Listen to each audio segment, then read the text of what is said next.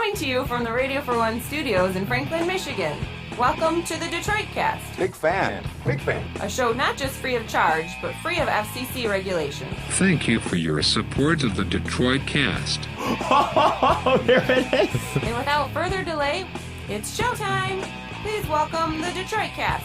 Here are your hosts, Mike and Jay. Well, good day. Welcome to the Detroit Cast. Temporarily with Mike and E. Actually, Jay had a scheduled thing this morning, but he'll make an appearance at some point during the show today, I promise. We've got a call to make, so he'll be here for that. He can go swing in for a call. He'll swing in for a call, I can promise you. Sweet. Mark my words. How are you, buddy? I'm great. How come you never have anything going on? You're always able to be here. Why do I never have anything going on? I don't know. I think it's because the things we mentioned a time or two before. I've chosen to have a life of solitude, of no responsibilities, no people in my life that give a I have people that give a fuck about me, but I don't have people that I give a fuck about. Yeah, and I don't really care. Just before we went live, he was telling me about his typical Thursdays, which for our Friday show we record on Thursdays, and I had no idea that. And it's just mind-blowing to me that at 32 years old, whatever the hell you are, you're still playing these games. I remember playing these games, too. These are not new games. I played these when I was 15, 16 years old. But at 32, there may be some members in E's family, hi, Mrs. Fady, if you're listening, who think he works till like 8 or 9 o'clock at night on Thursdays after the show. And so when he leaves here, he's never said a word to anybody, but he has to just go, like, do shit. He can't go home. I'll text Ty and I'll be like, "Hey, you want to go to Ann Arbor?" and he'll be like, "Maybe. I've got to. I'm at this or that, but I'll be around 3. Like, how long you want to go there?" I'm like, "I don't know. I just got to kill time. Got to kill time until 8." I was wondering why it's so hard to get you out of here on Thursdays. Yeah, have you ever noticed that Thursdays I don't care? It's like Thursday's the day you like to hang out and just start talking and shit. I'm like, dude, I got shit to do. Get out of here. I know there was a day a few weeks ago even where we were working on some stuff and you even had to go, but me and Jay continued to work on something. Yeah, sometimes I'll leave if I've got somewhere to be, and you guys will stay here and lock up on your way out. And Jay finally was even like, "You can get out of here." I'm like, "Are you sure?" I can. No, that's all right. I can keep helping if need be. No. So what? So what is the deal? They think you're working till like 8 or 9 at night. Some people in our family think I work a little longer than I do on Thursdays. Yeah. What happened was, honestly, what really happened was at the beginning of the summer we were getting a lot of those. I was getting a lot of those passes to festivals. Yeah. And I wanted to go to the festivals. Yeah. But it's hard to just say yeah, I want to work, but don't want to work any Fridays or Saturdays for a month. Yeah. So pretty much I would have had which is like the new guy's responsibility, no matter where you work. Right. Like if there's weekend work to be done or late night work to be done, especially in a job that you're going to take. Right. Low guy in the totem pole ends up doing Saturdays, weekends, the whole thing. And I justified it by saying, well, we're going to talk about this stuff on the podcast. So in a way, it's like by going to these events, I'm adding, show content and stuff. So that's how I justified it at first. I will say that I don't talk about this either, but I have picked up mild, freelance work here and there with some friends and stuff. So really? I have picked up. What are you doing? What kind of work are you doing? Done a few things with a guy that we know, a film guy that we know. I've helped him out a few times. Oh, okay. Burley? Yeah, I've helped. Yeah. So I have not. I've actually offset that money. Honestly, God, I actually have. Yes, I have. Yeah. I have offset the money, but I'm sure in certain members of my family's opinion. Well, just because you're making that doesn't mean you couldn't also be doing this. Yeah. But no, I came up because he was like, "Yeah, I'm thinking about going to a movie this afternoon." I'm like, "Okay, by yourself?" Yeah. And, I'm gonna go see something, and then you said you wanted to see Sausage Party. Yeah, I kind of want to see Sausage Party. You're like, "Well, I've got a wide open day. I mean, if you want to go see Sausage Party, we can go do that." I just threw it out. We could. You didn't seem to jump on board too fast. No, I'm mulling it over. I've got some things going on later in the afternoon, so it's all right. I'm just kidding, dude. If we wrap this thing up in time, maybe I'll go with you. I was going to see something else. I'm not as excited about Sausage Party as you are, but I think it would be funny. I mean, if I'm going to go just kill time. Yeah. Yeah. No, I kind of want to see it. I've heard good things about it. And I like the writing team that did it, with Evan and Seth and those shit! guys. I forgot they wrote that. Yeah. You're right. You know what's funny is Seth. I think I think he's hilarious in a lot of things he's done, but to me, he's already fallen into the Will Ferrell or Adam Sandler thing, where it does seem like you see him and you think it's gonna be funny. You know he is funny, but it's kind of the same stuff again. You know what I mean? Yeah, I tend to like him. I do know what you mean, where the role, he's not going to play like a serious dramatic role and things. Well, you're going to get the jokes about being a stoner. You're going to get the jokes about not grown up. That whole who's the guys they all work with? Kind of trying to think of the director, Judd Apatow. Yeah, that kind of whole gang. They kind of Apatow, they're not a real production per se, but they made the 4-Year-Old Virgin. They're a real production. Well, no, but I mean, I don't know that I don't think they call themselves like the Apatow gang. I'm just kind of referring to those, those guys that did like the 4-Year-Old Virgin. Yeah. The Knocked Up. Freaks and Geeks. That whole. I like the fact that they've been in Hollywood for a long time, and still, when you hear an interview with them, they bring it. That's true. They don't. I like that it's not like they haven't turned into some douchey Hollywood guy that I'm aware of anyways. No, you're right. If you hear Seth Rogen on Stern or something, he still brings it, and so I don't know. And don't get me wrong, by the way, I love him, dude. I mean, I've honestly been a fan since Freaks and Geeks. I liked Freaks and Geeks when not to sound like a hipster, because it got popular. That was an MTV show, right? NBC. It was? Yes. I don't remember. I didn't watch that. Yes, dude. And like I said, not to be hipster about it, because it definitely got a cult, quote unquote, like, kind of cult following after once those guys became big. But I mean, I literally was into Freaks and Geeks when it was on NBC originally, and that had freaking Rogan. Trying to think who the other people there had, like 3 or 4 big names. Was Judd on that too? No, he wasn't. But he was a. I know who you're talking about. There's a bunch of them. There was about 3 or 4 that came from that. Yeah. Anyway, well, maybe we'll go check that out this afternoon. Anyway, a lot to get to today. Trump did his big speech. I wish Jay was here now to talk about some of that stuff. But just he went down to Mexico yesterday and gave what some thought was a very stoic presidential-like speech. And then, kind of was backing off some of the hardcore claims, right?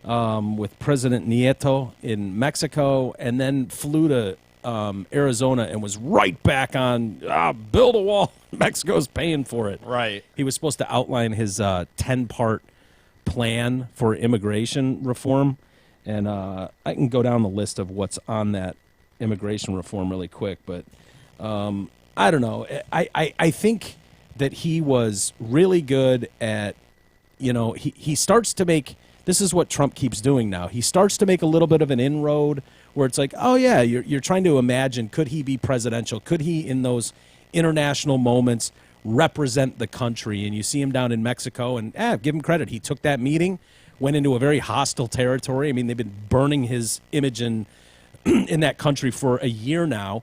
And for him to go in there and I give him credit for that. He did that. Hillary didn't do that. He did. And knowing they don't like him.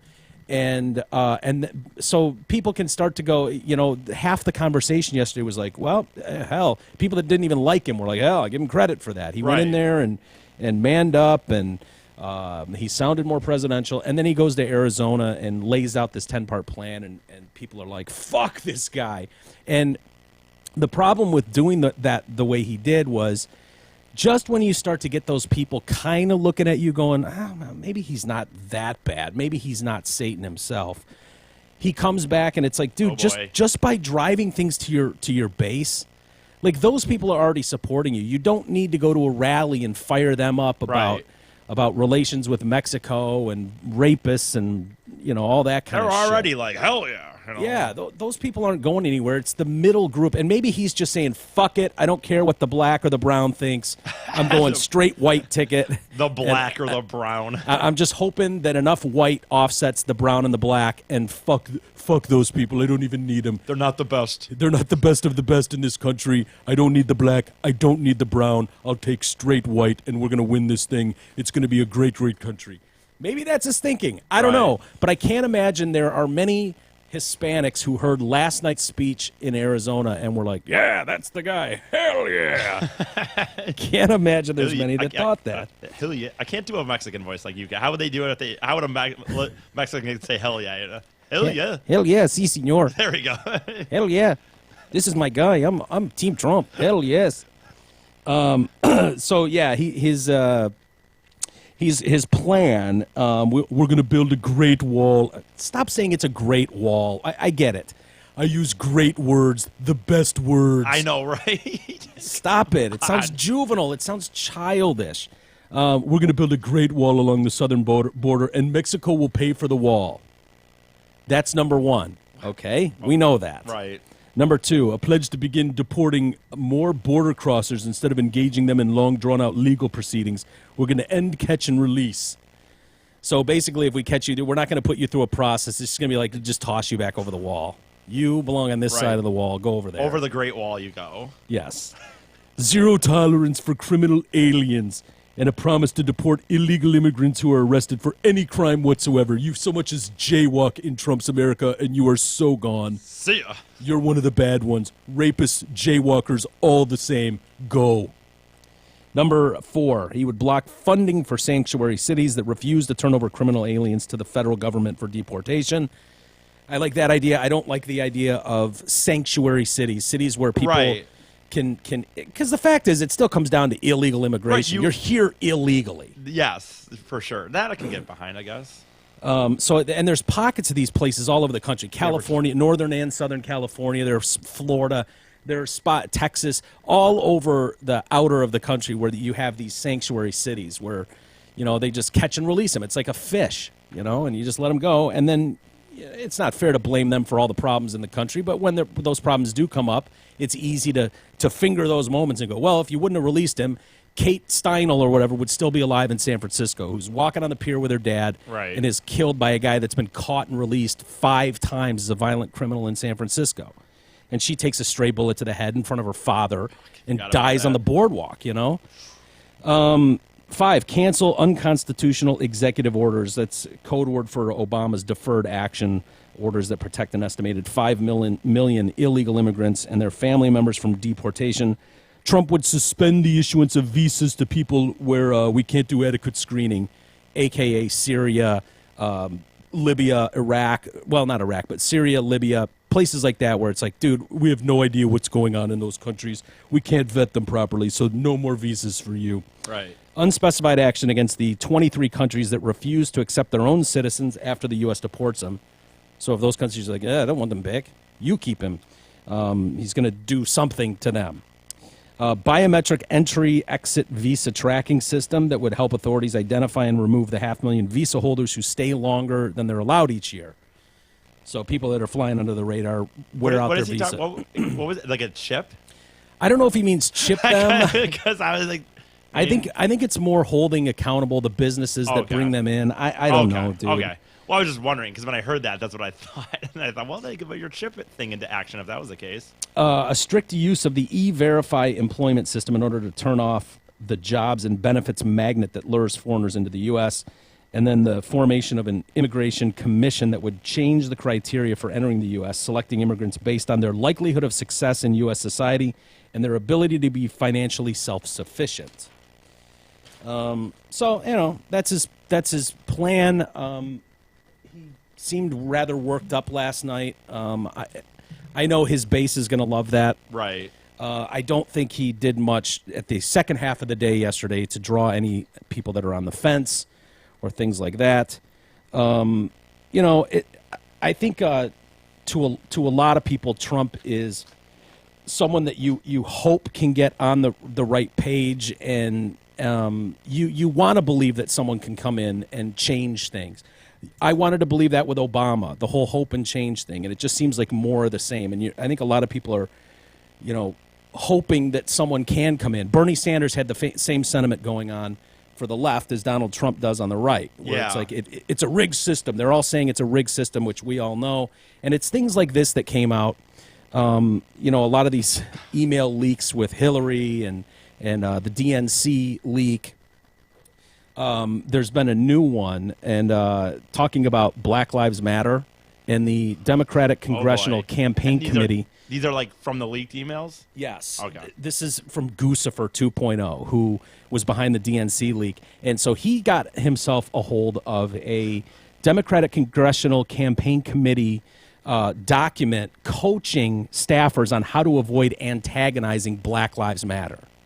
So here's how you deal with these people. Look, they're a pain in the ass. Right, we all know. Fuck these people. Right. But here's how you can get away with dealing with them without pissing them off. Those people. You don't want to go up and kick the hornet's nest, and here's how we avoid that.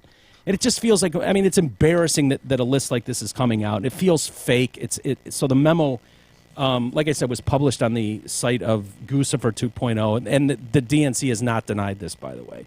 Provides step-by-step guidance on how candidates can avoid ticking off the protesters. So number one, whatever you do not say all lives matter.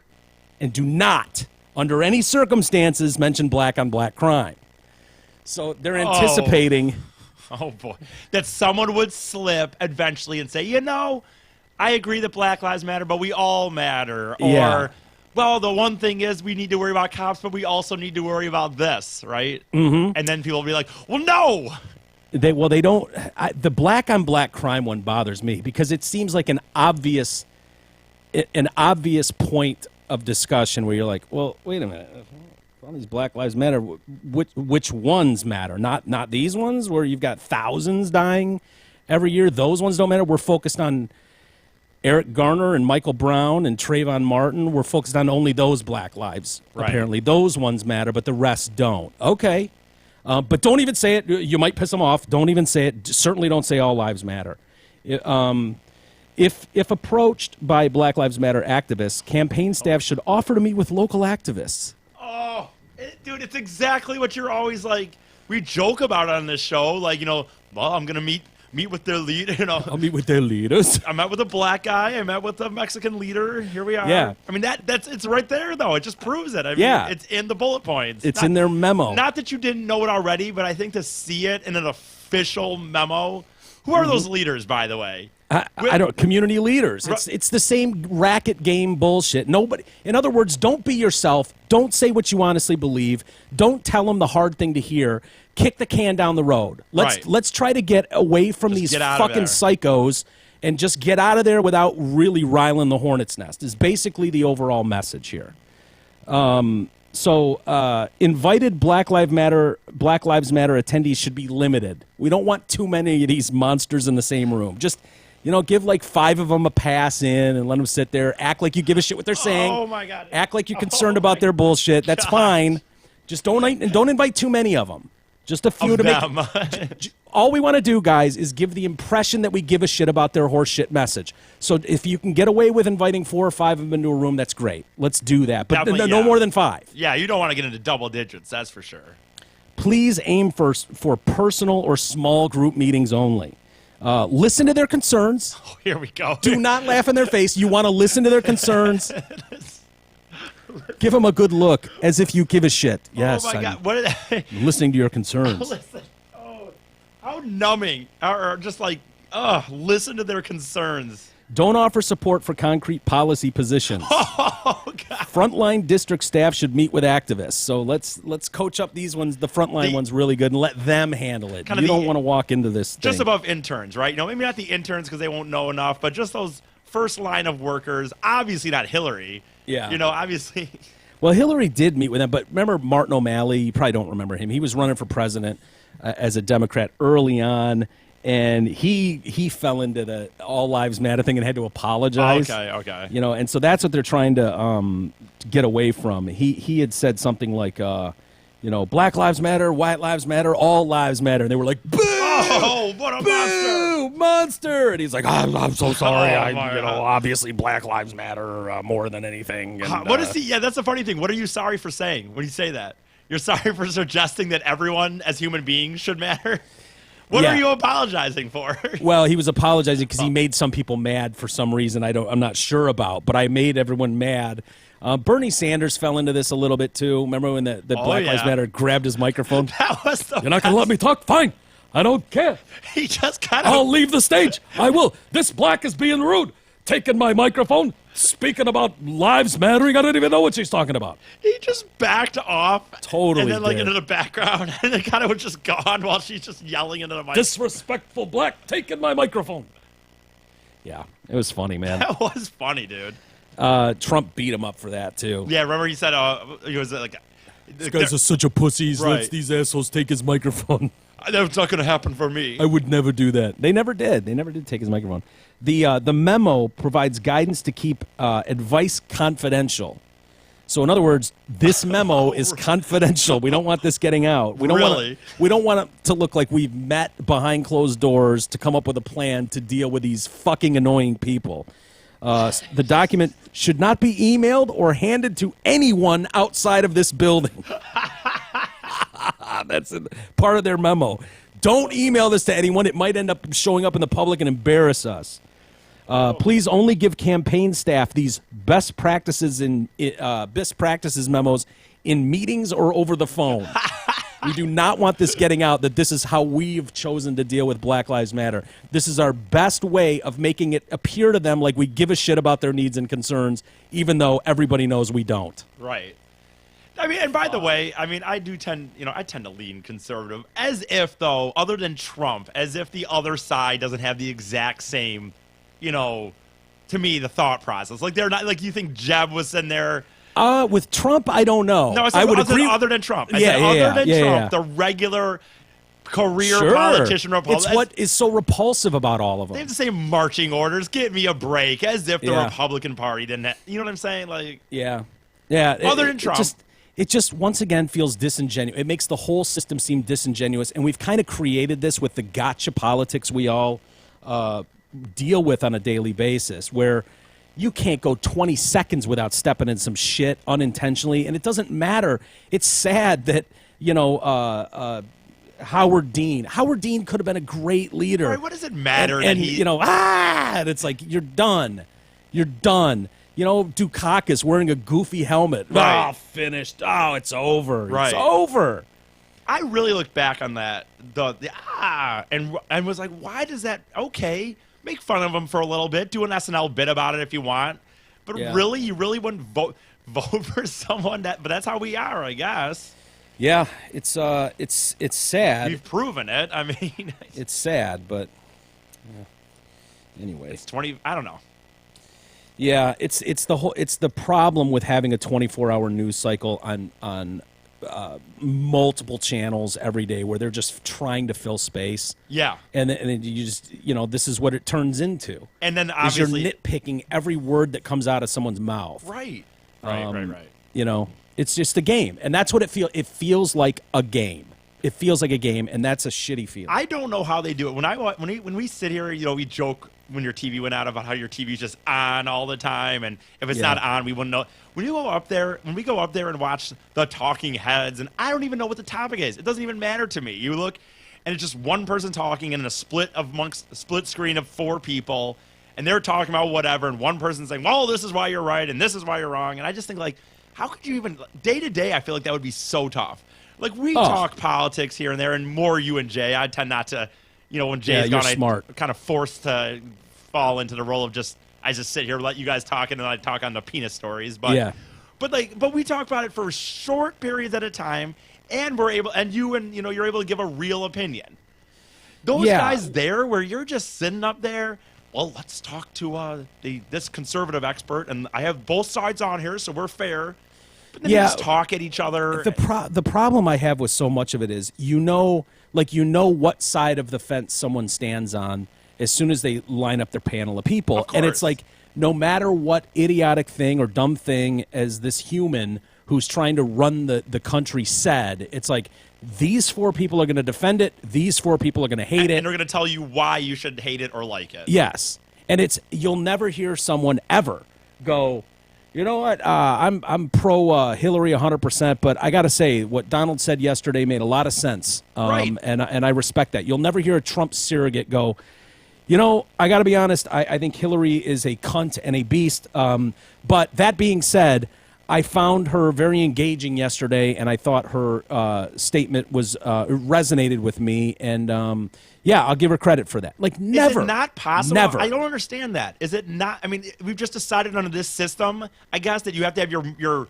marching men or your kind of army out there and pushing Hillary or pushing Trump, and none of them can even ever admit that maybe one point on the other side is. I try to think that I'm not like that personally. Now, I don't follow it that often as much as you do. I don't, not nearly as much as I should. But I would have no problem. I really don't think so. I would have no problem if I thought Hillary had a good point. I think Hillary is a monster, frankly. But if she had one good... I think Hillary's full of shit. I don't even disagree with her on a lot of the stuff. I just think she's a programmed robot running for an office whose husband filled that seat. Her beard filled that seat before, and now here she is next in line to run the free world.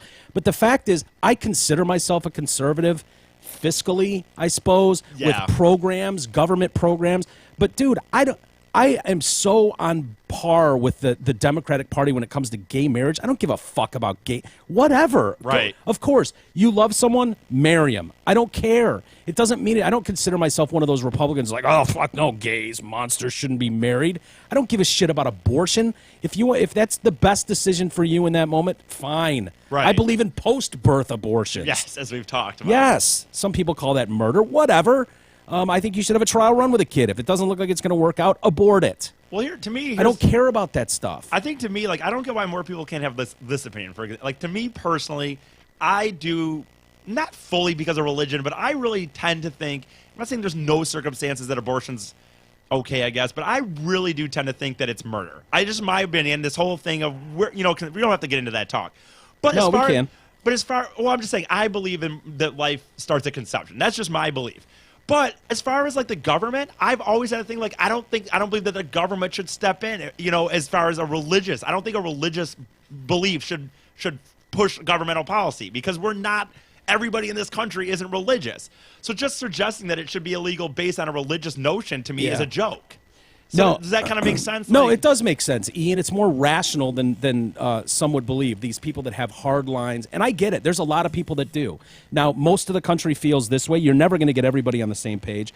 My thought on abortion is I don't understand the people that are like, under no circumstances, life begins at inception. And when you think about the problems where doctors go, yeah, there's a good chance you're going to die giving birth to this kid, or the kid's going to be stillborn, or the kid's going to be born like this kid, Jackson Buell, who turned 2. He's got half a head, and his head is caved in, and they were like, remember, he's the one. I was going to say, did we do this? Sorry, we did a year ago. He celebrated his 1-year birthday. Wow. And a year ago, he turned 1, and they didn't think he'd live more than a few days. I think he was born with a sister that was stillborn, if I'm not confusing stories.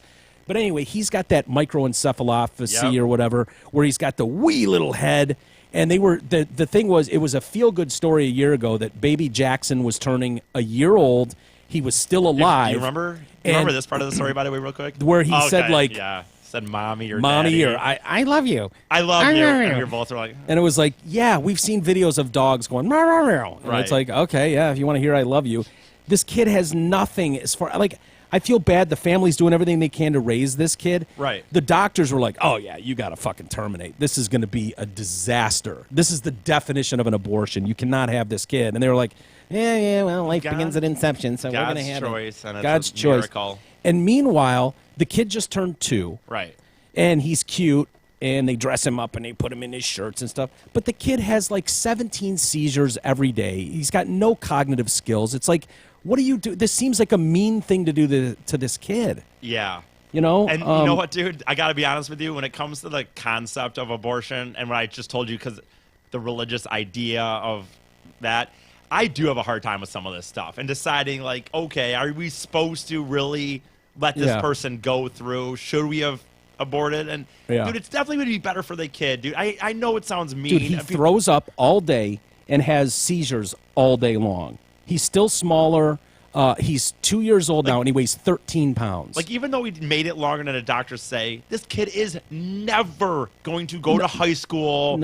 Get a driver's license or whatever. You know. And he was born to wonderful parents that love him and care for him and are it's too bad because round the clock there for him. I personally think like dude, I know I joke about religion and know God and stuff, but I don't know any more than you do. Of course, I know as much about the situation as you do, and the fact is, if I'm wrong, if I'm right, I don't get to gloat. No. If I'm right, boom, the lights go out. When we die, we're all done. If you're right, you get to go up there and go, told you, fuckface. You should have listened to me. I knew. Right. You guys get to laugh at me. So there's no upside to me. No. There's none. If anything, you think that you would just choose religion based on the fact that mine as well. Right? Yeah, like why not? Right? I mean, you just gotta ask for forgiveness right at the end of your deathbed, and you'll be fine. So, but when I read a story like this, I can imagine a couple getting up to heaven and seeing God, and God going, "Yeah, what the fuck was that about? Why did you do that to that poor child? Why would you torture that kid for 3 years?" I know, dude. I know. And they're like, "Oh, we thought all life." Yeah, well, not fucked up life. This kid's not leading a good life. He's having seizures all day and puking. It's a. That's dude. I know, and why would you torture that poor child? Why would you do that? Because it made you feel better? Right. No, you're right. That's a for sure. You look at that, and that's a real thing. A doctor says that a woman's life is in danger if she has one of them's going to die. Rape victims. There are people that think you should have that kid. That's a walking reminder of some horrible thing that happened to you. I just don't understand it. No, you're right. That's another one that and that's where I'll be honest. I struggle with abortion and whether it should ever be I do struggle with that because I believe in the birth thing. I really do, but I do struggle with whether it should be happening and when it should be happening. So it is what it is. Like, anyway, God, it's the dumbest conversation because I know people are. It's like fighting over politics. Well, I would put it this way. People have their mind made up about how it is, and anybody that feels like life begins at inception thinks I'm a monster right now. Right. And I know for a fact that people already don't like it that I'm sitting here without Jay talking, and now I'm giving my opinion on abortion. Probably like, fuck this guy. No, I think Jay believes that No, I know he believes more towards no abortion. No, but I was just saying like I'm fucking looked as a fucking asshole, and now here I'm giving my opinion on him. Fair enough. Zott Ford in Holly makes buying or leasing your new Ford car or truck or SUV tons of fun. Everybody knows that. But here's a little tidbit for you. Now until the end of the month, Zott Ford is offering employee pricing for everybody on most models in stock. That's right. Everyone gets employee pricing at Zott Ford in Holly. So don't wait or hesitate. Take your ass to I-75 and exit 98 right now and jump all over these ridiculously amazing opportunities only at Zott Ford. We've had a few listeners in the last week up at Zott Ford getting cars, so that's cool. Yeah, I noticed that when I see it on social networking. Yeah, I'm so impressed with the listeners and how much they really seem to understand the importance of supporting these advertisers. It's awesome. Absolutely amazing, to be honest. Did you see Chris Mortensen? Do you like Chris Mortensen? I don't know. You know Chris Mortensen from ESPN. He's one of the Sunday football analysts. You know what's funny? You always say these names, dude, and I don't know. And then when you say, from ESPN, like, okay, yeah, duh. Of course I know him. He's announced that he's virtually cancer-free now. What kind did he have? Do you remember? He had stage 4 throat cancer. Yeah, it was not good. He was diagnosed in January. Did he also get his from licking too much? Too much box? Yeah. Yeah, I don't know. Isn't that the HPV is what that is? I don't know. Because there's lots of chicks out there that have HPV in their vagine. And then you start eating their box, and then you get HPV in your throat. That's why I don't do it. Oh, is that what it is? Is that the reason? That's why I've never done it, and I won't ever do it. It's probably what happened to Mort. He seems like a very generous lover, so I could see him going down on Mrs. Mort. All the time. I mean, just living down there. Right, and now it's like he's paying for it, and that's why I don't do it. Yeah, so he says he's been virtually reduced to 0, the cancer now. I do have scheduled exams and scans during the next 3 months to monitor my status, but my oncologists have directed me to recover and rehab from treatments that have resulted in lengthy hospitalization, significant weight loss, strength, endurance, and related health issues. I'm following the instructions to overcome these challenges. It's not known yet when he'll come back to work, but he says he wants to be on air sometime during the 2016-2017 season.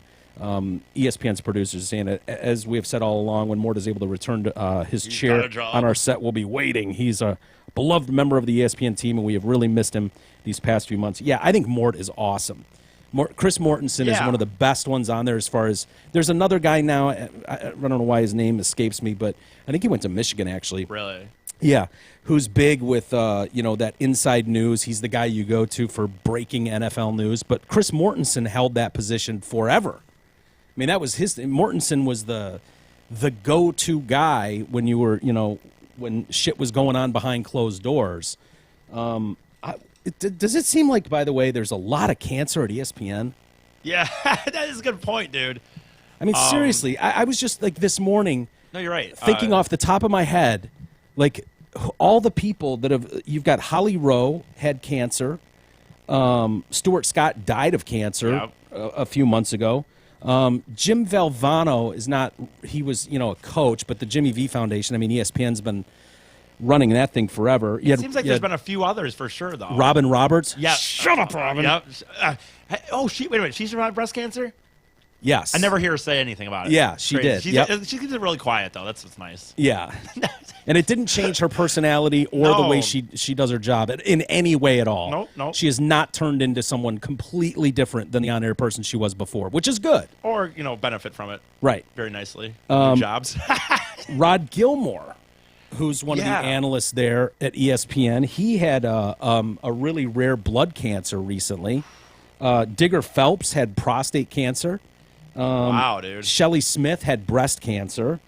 John Saunders, well, he didn't, I don't think, do we know what he died of? He just died recently, but he was on the board of the Jimmy Valvano Foundation. Yeah. So maybe he got too close. Kurt Schilling. Got too close. Kurt Schilling had cancer. And he's part of their baseball analyst team. You're right. And Craig Sager, who wears the crazy outfits, he's more TNT, but he was during the finals. No, you're right. Dude, that's just like cancer's a bitch, man. Yeah, but it seems like every week ESPN is announcing, someone else. Maybe they're all banging over there or something, and there's. I don't think you can get cancer from that. I don't know. I don't even know what I'm talking about, dude. Yeah, maybe how they got in the water up sharing there. Cancer water. Yeah, I don't know. That's a lot of people. You're right. That's kind of. And that's probably just scratching the surface. I didn't even dig that far into it, or go back in the history of it. I mean, you're not looking at PAs and grips and interns. Oh yeah, those guys. Fuck, no one cares about them. Yeah, they go down with the big C. No one's even talking about it. These are just frontliners. By the way, there's a report today that NFL executives, at least a few of them, under the guise of anonymity, hate Colin Kaepernick. Oh, really? Yeah. What a shock. No offense to him. Yeah. Bleacher Report is reporting that execs have revealed their hate for him. They think of him as a traitor. Officials from 7 team front offices across the league have said they do not want anything to do with the quarterback after his protest last week. Most of them also believe he will shortly be released by the 49ers and won't play professionally again. One told the Bleacher Report, I don't want him anywhere near my team. He's a traitor. Another said he has no respect for our country. Fuck that guy. Wow. Yeah. None of them revealed their names to the website, but all are believed to hold senior positions in various franchises. People close to Kaepernick said he's aware that his career could be in jeopardy. If he's released, he would dedicate his career to social activism. But see, wasn't his career kind of already? Was this just a way? You think back, I was thinking about that. I don't know if we referenced that angle, but he was already. I mean, he's on the bench. It was already looking like he might not even. Yeah, it's weird. It's weird because he had 3 good years where they went to the championship game. He had Harbaugh there. Harbaugh made him a starter over Alex Smith. Do you think that was Harbaugh? Oh, by the way, for now? Sure. Yeah. It's definitely Harbaugh. Okay. And then he's just kind of flamed out. People figured out how to play him, and he's never been the same guy. So for 2 years, and it's easy for these NFL executives to come out and go, fuck that guy. If he was... Dude, if he's Tom Brady saying that, nobody's going to... people are going to go, well, okay, well, fuck it. Well, what he's saying. Right. It's like you always say on the team, though. You get the third string, center... whoops up on his bitch or whatever and be like, we will not stand for abuse in this organization. Yeah. You are gone. Yeah, I know. If you've got, Sue sitting there Well, but now, Sue could get away with it. Sue can give a black eye or two, right, and come back from that. That's survivable. It's like, well, he's learned his lesson, and look at Miggy. Do you know who I am? Yeah, sitting there with a bottle of what was it, rum or something in the car, getting pulled over. Tell him, do you know who I am? Yeah. And it's like, well, we're taking this very seriously, but he will be playing this year. Of course he will. I mean, he's going to rehab. I was watching, what's the show they do on HBO? Hard Knocks? Hard Knocks. I want to watch that. I keep meaning to start it. They're doing it on the Los Angeles Rams. The Rams moving from St. Louis back to Los Angeles, and so they're following training camp and preseason, and they've got Coach Jeff Fisher, gets with the team, and this is going to be a great team, and we're going to win, and we're not going to go 8-8, we're not going to go 9-7, we're going to go at least 10-6, whatever he's saying. But he's like, there's only very few rules here, and one of them is when we're here in the dorms, there are no bitches in the dorm room. You got to get a piece of ass, get it on your own time. But when we're here to work, and no bitches in the dorm room. He said it a little more politically correct than I just did. And so one guy snuck a broad into his room after 9 p.m. And the coach brings him in. He's like, "Oh, what happened?" And the guy's like, "Yeah, man, she was just dropping some shit off." And then I got her out of there, but she wasn't supposed to come by after 9. And Coach, I'm really sorry. He's like, "No, that's good. I appreciate your honesty and this and that. And what we're gonna do is we're gonna release you from your contract today." And the guy's just like, "Okay." He's like, "I want to thank you for your service." Shakes his hand and walks out the door. And all I could think was like, "Yeah, you're making a point, and you're standing up and like." I gave my word that I did not want you fucking bitches in your room after 9 p.m. and you broke that rule, and so you're fired. And I'm thinking, if Todd Gurley brought his bitch up to the room at 3 in the morning, would this be like, Todd, what are you doing, man? Right. You're making me look bad. There's not a chance on God's green earth that Todd Gurley is cut loose from the. He could have orgies up there in his room every night, doing coke. Yeah, Coach, I heard your whole speech and shit, but I'm Todd Gurley and shit, so I sell more jerseys than the entire Rams roster, so I'm going to have orgies every night in my room. Now, you can deal with that, or you can fuck off. I really don't give a shit. I know. Fair enough, Todd, fair enough. Well, see you on the practice field. I'm sure he would be like, well, can you just allow me in the locker room? Just, I'm going to say some things that's going to make it sound like you're going to, I'm throwing the hammer down, but between you and me, okay, no big deal. Yeah. It is no big deal to him. Of course not. So funny, dude. It's the funniest thing about sports, dude. If you can do it better, you'll be fine. Yep. If you're good enough, you'll be fine. Now, the minute you slip, the minute your talent slips, the minute you're expendable, the minute you're not a starter, the minute, Colin Kaepernick rides the bench or deals with injuries for a couple of years and starts becoming a distraction and a headache, you're not the future anymore. In one other source said, in my career, I've never seen a guy so hated by front office guys as Kaepernick. One even said the player was more disliked than Ray Caruth. Do you remember Ray Caruth? You probably don't. I know the name, so he was a wide receiver, R-A-E, Caruth. Oh, God. He was a wide receiver for the Carolina Panthers who had a pregnant girlfriend, and he took that bitch out, I think he crashed into her car and then shot her. Okay. While she was pregnant. I mean, it was a shocking story at the time. Nowadays, shooting your pregnant bitch is, I don't even know if that's a jailable offense anymore. Right, you'll get a suspension if you can. Yeah, but back then it was viewed as monstrous in the 90s or whatever when he did it. Late 90s, early 2000s, maybe, I can't remember. But he's still in jail for that. So. Yeah, I don't know, it's just a funny, God, I was trying to think of an example. Another example, but it's no big deal. It's just sports. That's sports, though, dude. Yeah. I used to joke about like the reality. I had this friend that we used to joke about like Michigan quarterbacks. We were both Michigan fans. I'm like, I don't give a fuck if you're fucking goats on the side. If you're winning us national championships, do whatever, man. Overlook an awful lot. But then the minute you suck, it sounds like fuck out of here. Sounds like Jay's walking in the door, just in time to make a phone call, which is great. I was hoping he'd make it in time, but I wanted to call this woman who's got Down syndrome. She's retiring after 32 years working at McDonald's. Freya David worked at the McDonald's in 1984 through a program that placed adults with cognitive learning disabilities in community jobs. She was approaching 1 million pounds of fries served when her 90-year-old mom began to notice she was forgetting things and urged her to retire. I mean, it's a great story.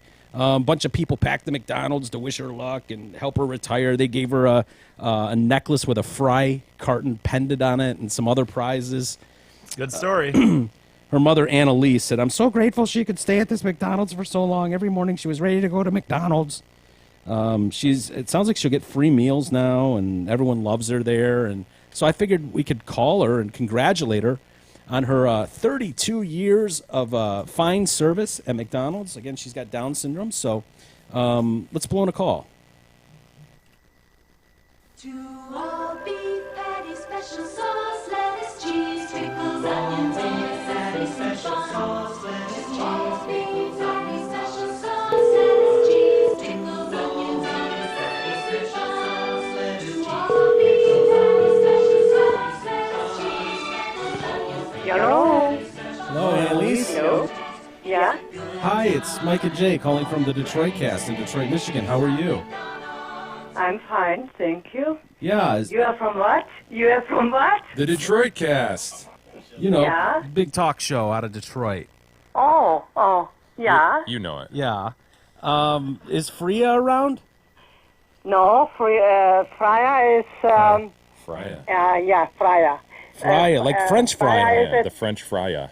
Yeah. French Freya, yeah. Yeah. Freya is in Charles River Center. You know, she's there in the daycare center. Oh, okay. What does that mean? She's at like an adult living. Oh, okay. situation. So you guys don't live together. No, well, just over the weekend, she comes on Friday. Oh, cool. And she goes back on Sunday. Hey, Very nice. what accent am I hearing? Yeah. What is that? It's beautiful. You German? Yeah, I'm sure. All right, I'm going to give you a German phrase. Can you interpret this? God damn it, Marcel! Spot. Can you interpret that into English? Because that's something I heard like every other, I don't know, 20 minutes growing up. I had a German neighbor, an old gruff man. Yeah. I love him to death. His name's Uwe. Uwe. What did you say? God damn it! damn it, Marcel! Marcel is the name. Oh, Marcel. God damn it. You know, that makes sense because he had a son named Marcel.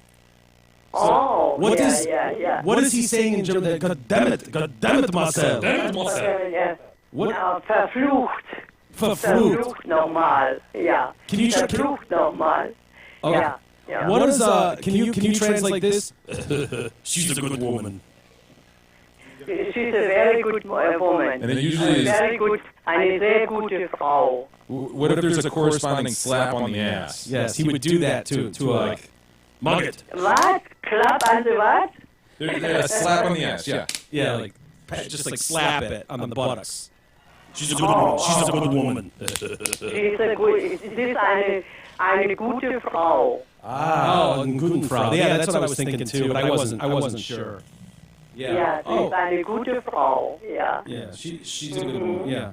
Well, we wanted to call and congratulate French Freya on her illustrious and lengthy 32-year career at McDonald's. That's amazing. Right. It is. It really is. And I tell you something, I think there's something for McDonald's too, because she kept her all this time. She was a good worker, yeah, and she loved she loved the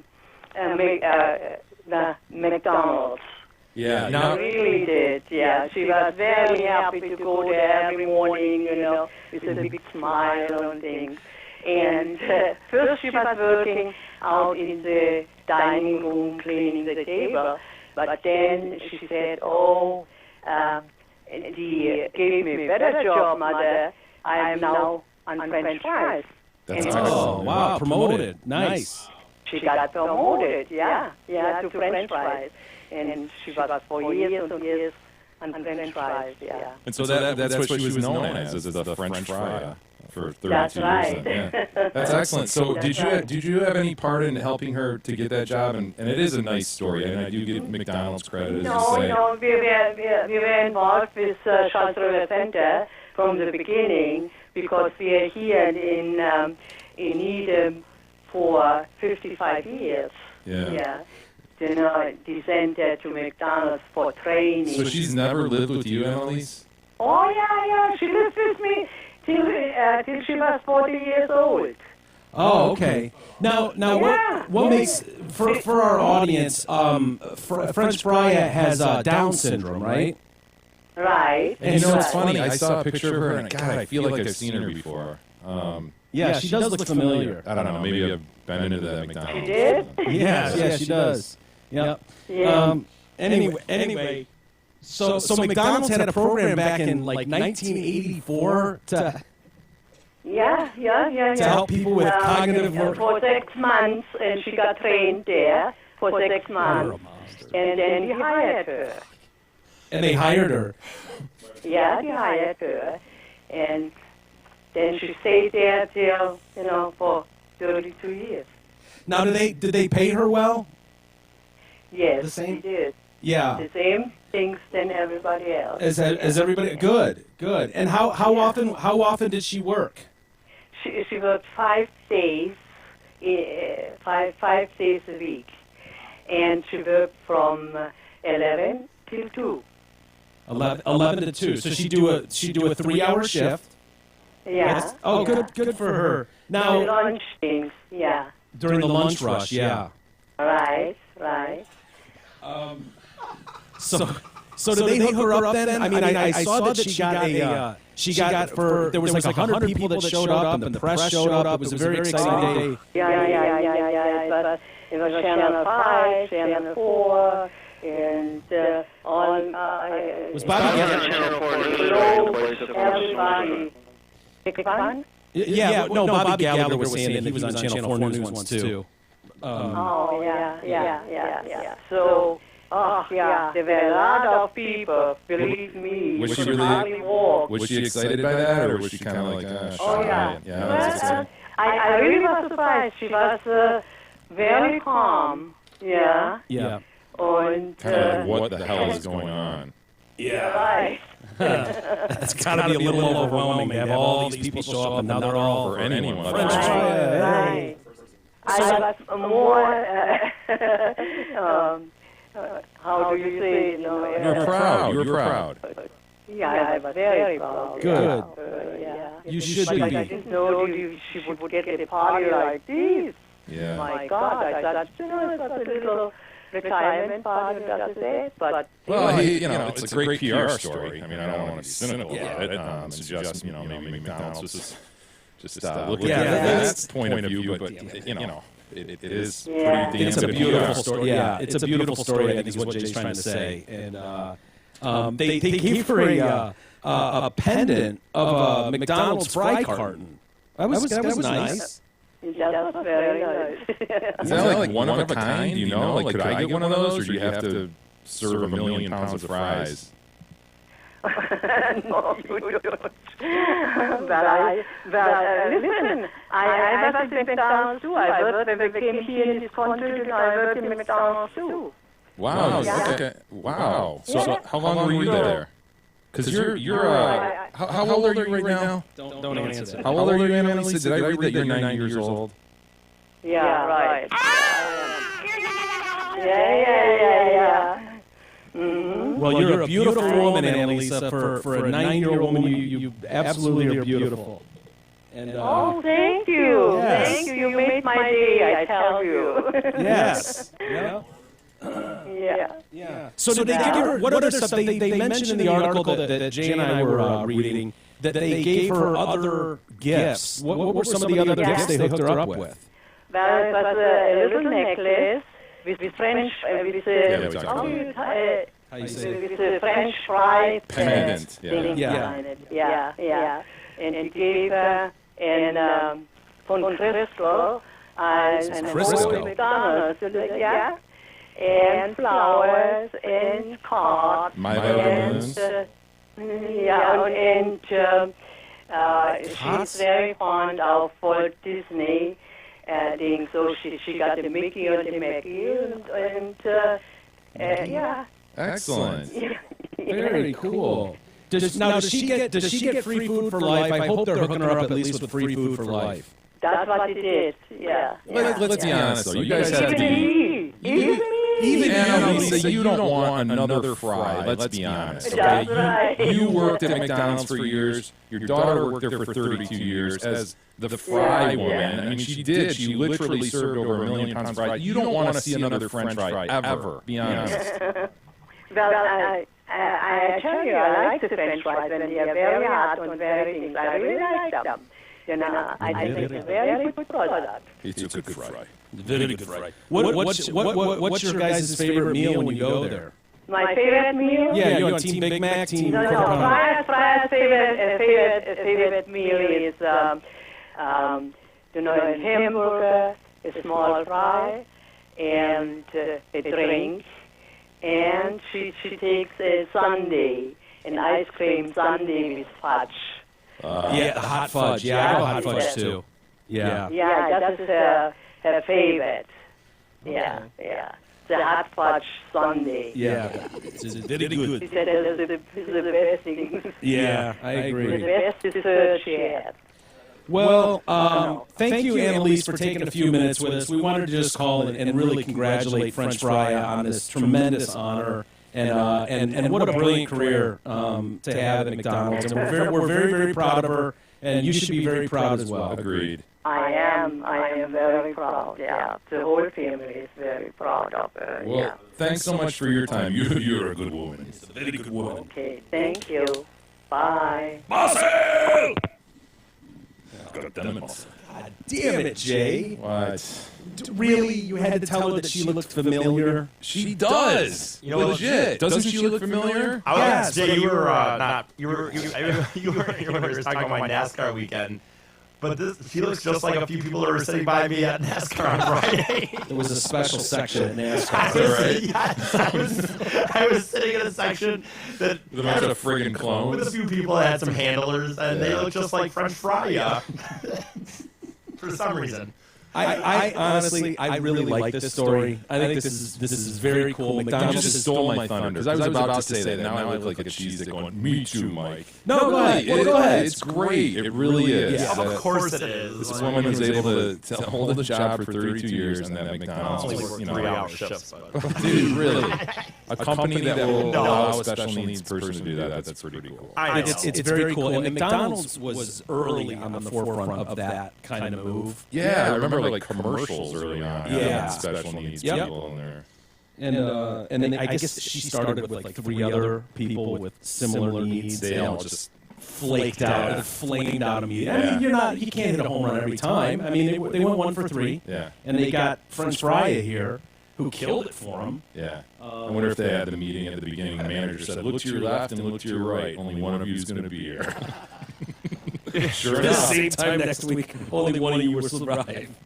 I want to say this. I'm sure French Fry was not like this. But the one thing about this is, like, I worked at Big Boy for a long time, one time, this period. So Big Boy also was on the forefront. No. There's 2 things, by the way. The more I see stories like this, the more it pisses me off that I'm just not a little more fucking retarded. Like, I really bums me out. Just half a chromosome. I'm just... God damn it, a little more 2 IQ points. You know how little more it would take for people to be so proud of me? One more kick to the head. Want me to do it? Want me to administer? Too late now. I felt the good stuff. I don't want to...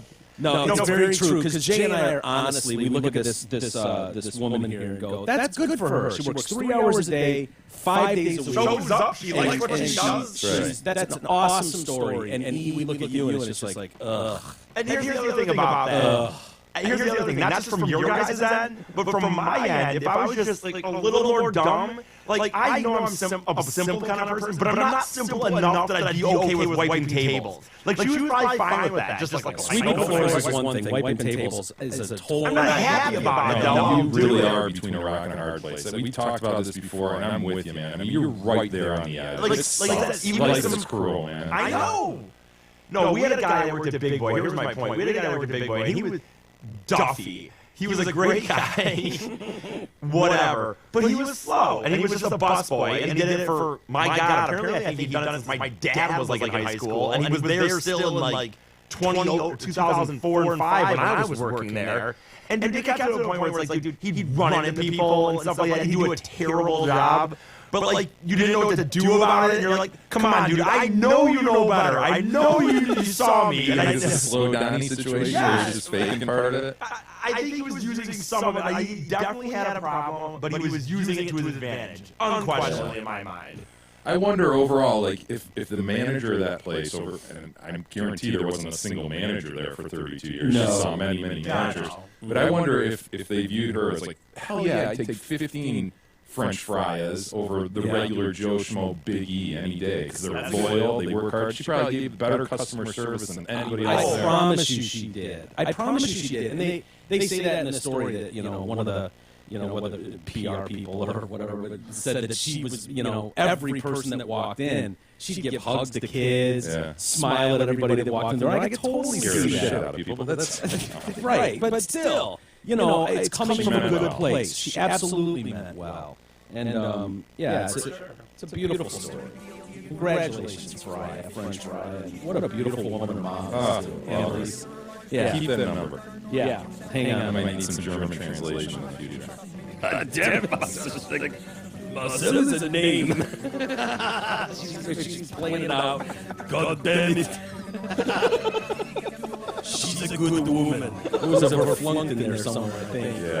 Yeah. Anyway. Well, glad they had time for that. Big Mac BLT, quarter pounder with some cheese. Big Mac BLT, quarter pounder with some cheese. Filet fish, a hamburger, a cheeseburger, a Happy Meal. Filet fish, a hamburger, a cheeseburger, a Happy Meal. You're on a roll. Keep going. We gotta really go.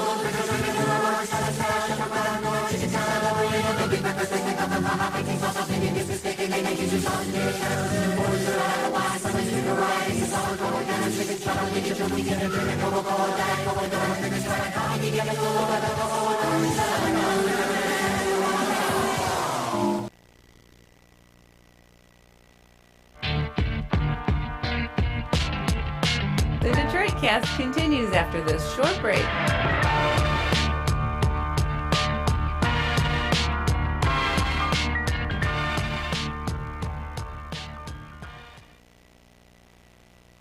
Hey, it's Steve Gabar, the general manager at Zod Ford in Holly. You want to lease the #1 selling vehicle in America for 35 years running and the #1 selling pickup truck for 39 years in a row? Well, then today is your lucky day. Right now at Zod Ford, we're leasing new 16 Ford F-150 Super Cab 4x4s at only $169 a month. You heard right. The best-selling pickup truck in America is only $169, and it's only at Zod Ford. Check out our dominating deals and massive inventory at ZotFord.com.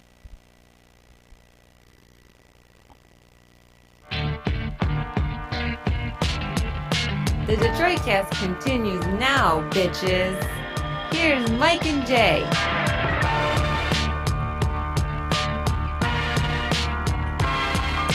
All right, welcome back to the Detroit Cast. Our final show for the week, and then a long weekend. Yeah, you doing anything? E? Are you going up north? My annual Mackinac trip. Oh no, was it a year ago? It was a year ago. It'll be a year ago this Memorial Labor Day weekend. Yeah, hopefully. I'm kind of like. Do you want to remind people of what happened last year on your annual Mackinac trip? Well, we go on the. Me and my family have done this Mackinac trip every year or Labor Day because they do a bridge walk on Monday.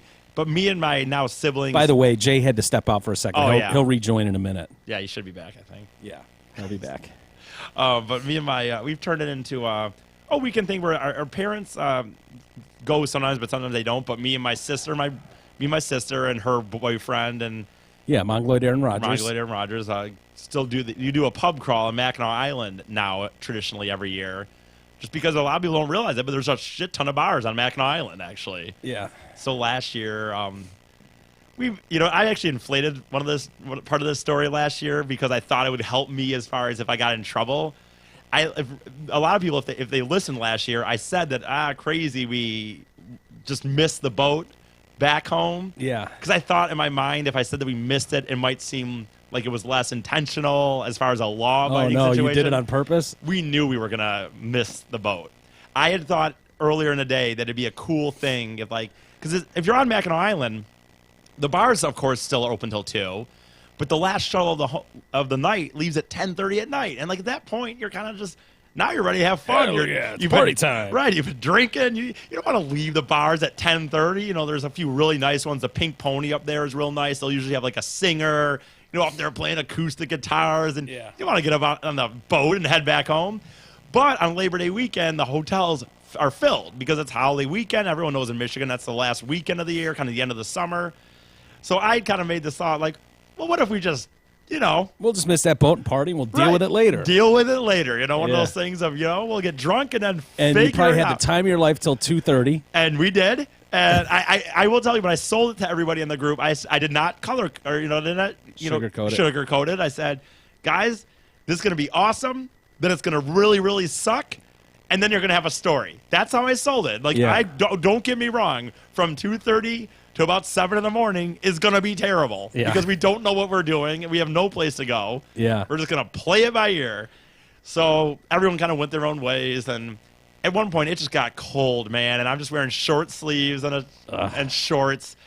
And I started walking around looking for houses just to I just wanted to lay down on a porch so it was dry, not dewy, not whatever. Yeah. And then pretty soon that wasn't enough. And I thought, well, what if this house is open? Yeah. And slept in the house for a few hours. And then got up and no repercussions, thank God. Yeah, it's never come back to bite you. So far it is not. I have had a mild. Will you do me a favor and take a picture of that house when I you will. When you go this weekend? I will. When are you leaving? Today or tomorrow? Tomorrow, Friday. Yeah. We'll be up there Friday night. I do love Mackinac, by the way. I got to say, for people in this state. I know. Will you get some fudge? I love Mackinac fudge. I'll be packing some. Kidding. God damn it. Sorry. Yeah. No, yeah. If you tell me a flavor to get you. Here's the problem, though. Here's the problem where it lies. That I would love to get you. I could get some in the city. They have some in the city. But to tell you that I would get you some from the island, that's not going to happen because we get on there and we start doing this pub crawl. Then I'm not. If I buy fudge and be like, oh, this is for Is Mike it saltwater Walters. taffy that's everywhere too? I think Yeah. it's saltwater taffy and fudge. I like the fudge though. I do. I'm not. You know what? I'm not a big sweets guy. Yeah. But when you are up there, dude, and you get that kind of authentic, they're making it right there. You get like peanut butter. I love peanut butter fudge. Yeah, I like and chocolate. Stuff, but yep, I'll be doing that again. Well, Hopefully nice. this year we will not. You know what? We're done. I told everyone that I don't have to do that again. Because like I said, last year when I told it like we forgot that, but it was a choice. I thought it'd be a cool story, which it turned into one. Yep. But I don't need to do that again. So I will be hitting the boat on the way home this year. And Yeah. When do you come back? Sunday or Monday? it's on Monday. The bridge walk is on Monday. So Yeah. come back Monday. Cool. Well, that'll be fun. Hopefully some listeners are up there. We have a listener up in Mackinac right now. Not that it matters, but we do have one up there right now, and I've been commenting on all his photos. Yeah. What a nerd. Well, hopefully you run into some of them and have a beer with them or something.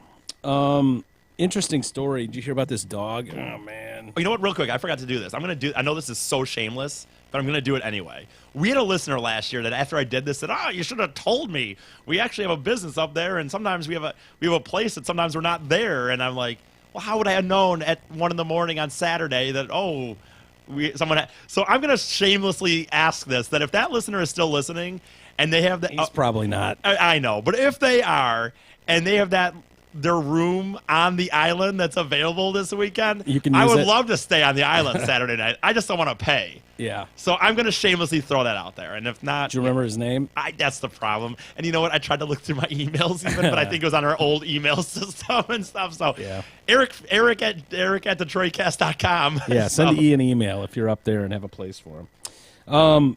Dog recently fell overboard. Yeah, on a No. boat. Yeah. Oh, no. Yeah, on They Lake like swimming, Michigan. though. Middle of Lake Michigan.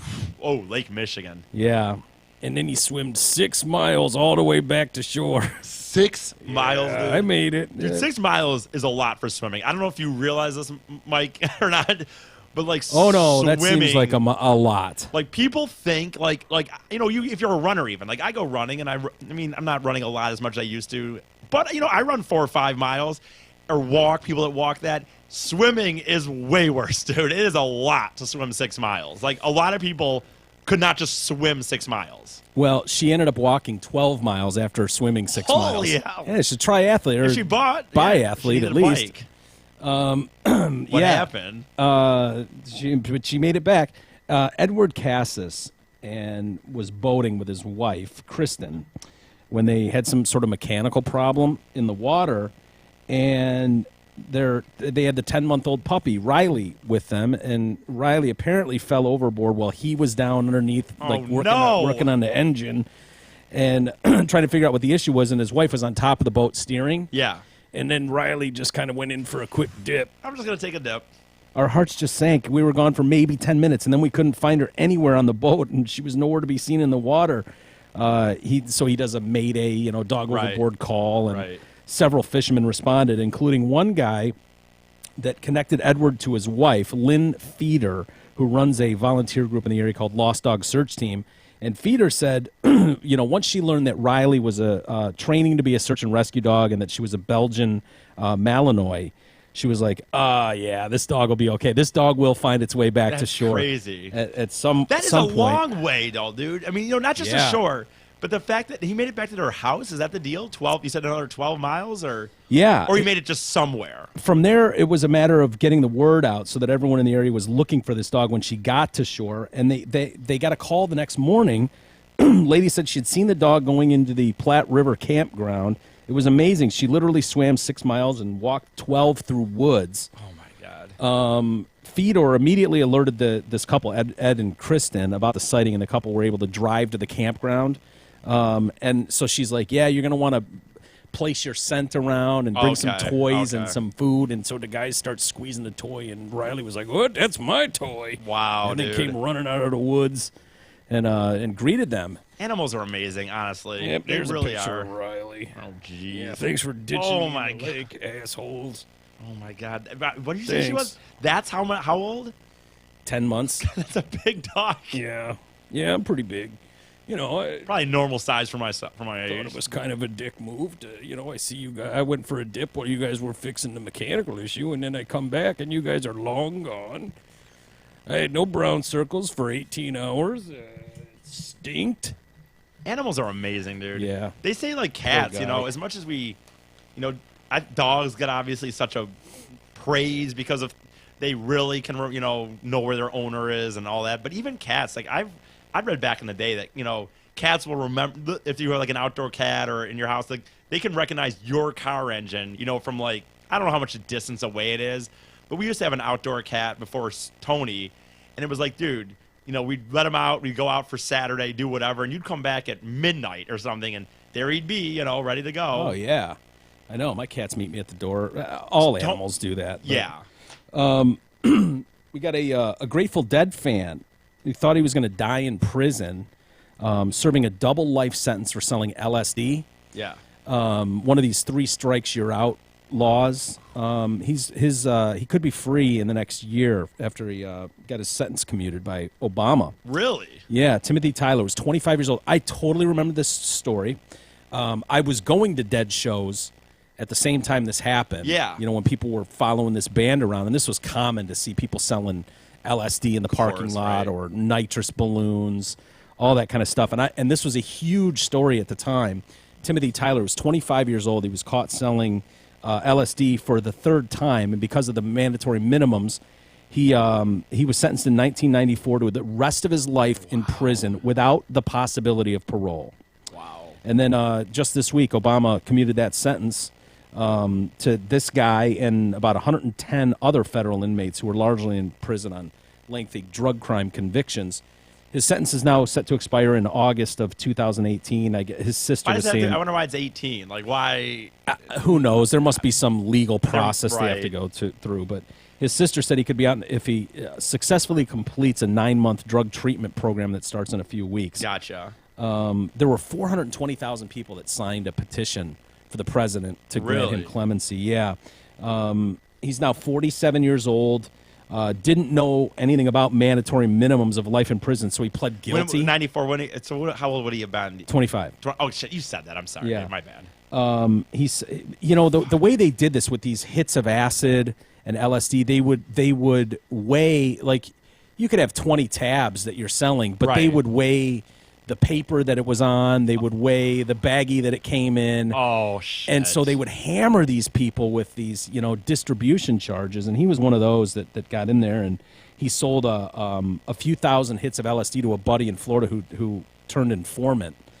And, wow. And that's how he went down. A fundraising page has been set up to help him readjust to society after more than 20 years behind bars. You know what's funny about that, dude? And then the sister and this guy are going to start a business in Vegas when he gets out. Wow, nice. That's cool.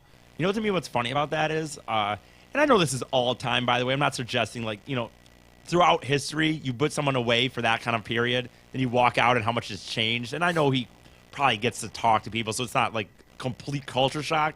But think about that. What did you say, 94? 94, yeah. Think about that. Before that, dude, the internet, I mean, was pretty much not. I mean, it was around, but not like it is. Really. No, Cell like phones, not like they are. You know, all this stuff. And he's going to walk out, dude, and people are going to fucking, like, iPhones. Like, you can walk out to an iPhone, walk out to fucking just the stuff that I mean, what a difference, dude. I know. No CDs, you know, it's all, I don't know, just funny to me, that concept of 20 years plus whatever later, just how much has changed. Yeah, no, there's no doubt about it.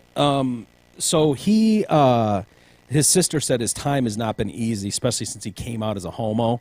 So he came out as gay. Why would you come out as gay in jail? That would be easier, right? Huh?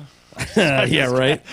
But you know. So he's done time in solitary confinement. Yeah, I totally remember this story when this happened. Really? Yeah, I do.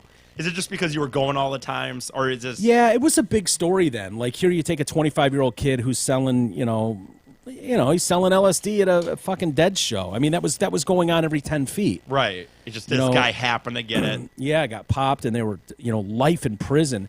So I look at a story like that, and I'm like, thank God that those always seemed so harsh. And I never have a problem when the president, who's done this a lot lately, who has commuted a lot of these sentences. Right. When someone's nonviolent drug offender, I don't have a problem with that at all. So. I agree. What was I going to say? Shit. I don't know. Don't remember it. Speaking of people... I was going to say real quick. Dude, how weird would that be? Think about it, though. We say 18. It's 26. Like, how weird would that be knowing you're going to be out? But, like, you still have to sit here and go through the motions? You know what I'm saying? Like, yeah, it'd make it easier, but it'd still be hard to sit there. I mean, you've been there 20 years. What's another year? But I think it's like, if you've ever given 2 weeks to a job, and like you give that. I don't think I ever have. Okay. Yeah, I think I just leave. Okay, well, I actually, believe it or not, as irresponsible as I am, I have given notice to jobs. By the way. Okay, I have given notice to jobs before, and if you give a notice to a job, pretty much, unless you were at a radio station, and you decided you're going to make your next move. Although I think you've gotten fired from those jobs. Yeah. But I haven't had another job in the last 20 years. But unless you were at a really job you did actually like. Most jobs you quit are like, you worked at Meijer or something and you give 2 weeks. And so if you give 2 weeks, it means you're ready to move on. It means you're like, I'm done with this shit.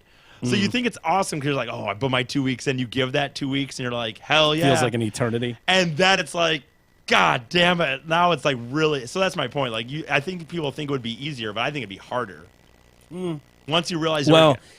I understand what you're saying, but I think for someone that is facing life in prison with no chance of parole, and then to find something like this out, it wouldn't be easy to sit there for another year.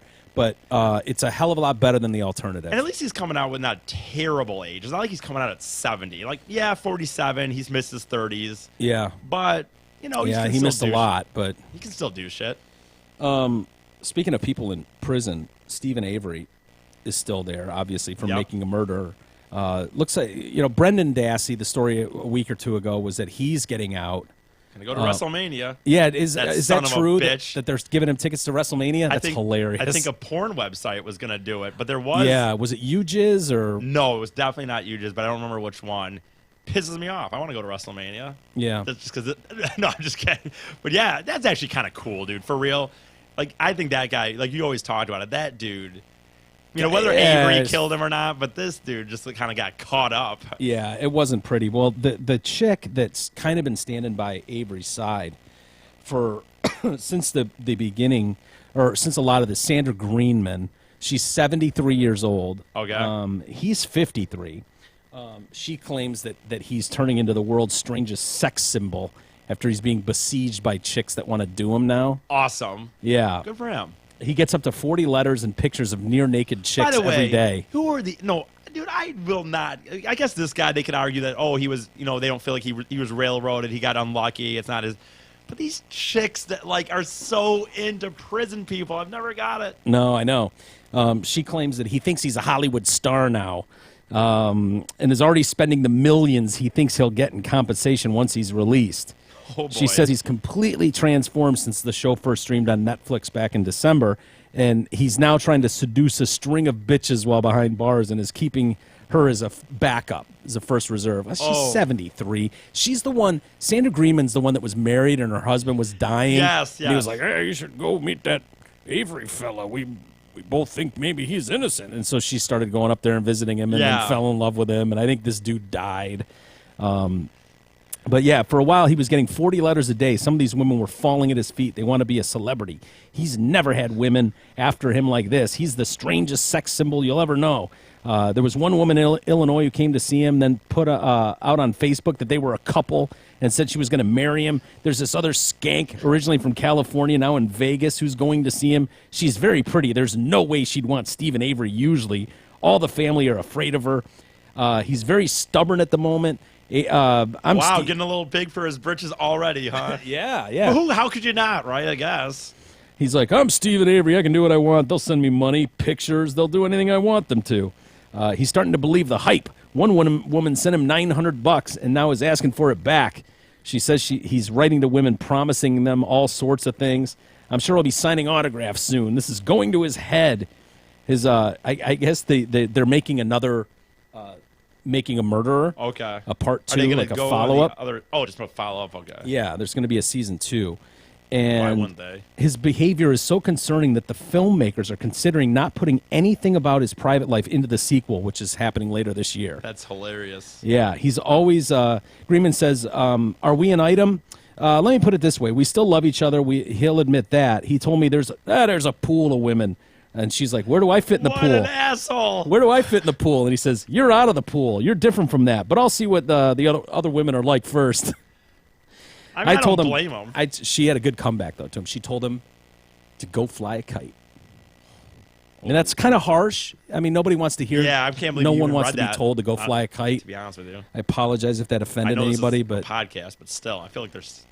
I told the filmmaker I hate the documentary for what it's turned him into, and she was like, "Whew, I'm sorry, it's turned Steve into a jerk. He wasn't like that. He turned into a ladies' man now." So yeah. Anyway. I'm not gonna lie, dude. You can call it jealousy all you want. It does. Hearing stories like this gets me so depressed on some level. Like, get this dude just in jail, possibly murdered somebody. Yeah. Now he's just getting, getting these letters, just getting ass. Look at this, just pick from his thing of ass, and then fuck him, man. I know. Well, he's still in jail now, and who knows? I get, if he gets out, it'll be interesting to follow him because he will not used to be the attention he got in Manitowoc, Wisconsin, right, when he was released last time will be so different. The little local 2, 4, and 7 that might go out there with a camera crew, it will be the nationals. It's gonna be the big boys. International press, so it'll be the big dogs, the big TV shows coming to town. Exactly. Anyway, that's funny.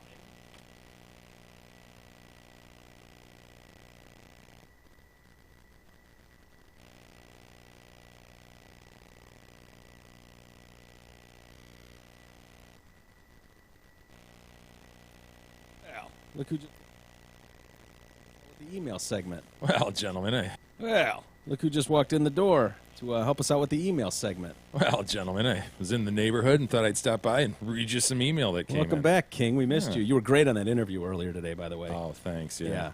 A little insensitive at times, but whatever. These things happen. Hey, before we get to email proper, though, however, we do need to mention our buddy Mark Leibovitz at LPL Financial. You all know him by now. He's offering our listeners a great special. If you're one of the next 10 listeners to make an appointment for a no-cost, no-obligation portfolio review, he will give you a $50 gift certificate to your favorite restaurant. That means at no cost, Mark will take the time to meet with you, review your financial investment situation, and give you expert recommendations. If you've been thinking about calling Mark, now's the time to do it. Call him at 248-626-2000 and ask for Mark. Did you have anything to add? Yes. Securities and advisory services offered through LPL Financial, a registered investment advisor. Member FINRA SIPC. Thanks for letting me do that every day. I appreciate it. Well, it's well put. I think you're well suited for that. I still feel like he's going to screw it up every day, and he's really right on, man. He's on point. He really is. It's the one thing of everything that we've done here that we can count on E for. Savant-like. I can't talk into the mic or do anything but apparently those few sentences. Fucking FINRA, you know. SIPC. Yeah. He's all over. Nailed it.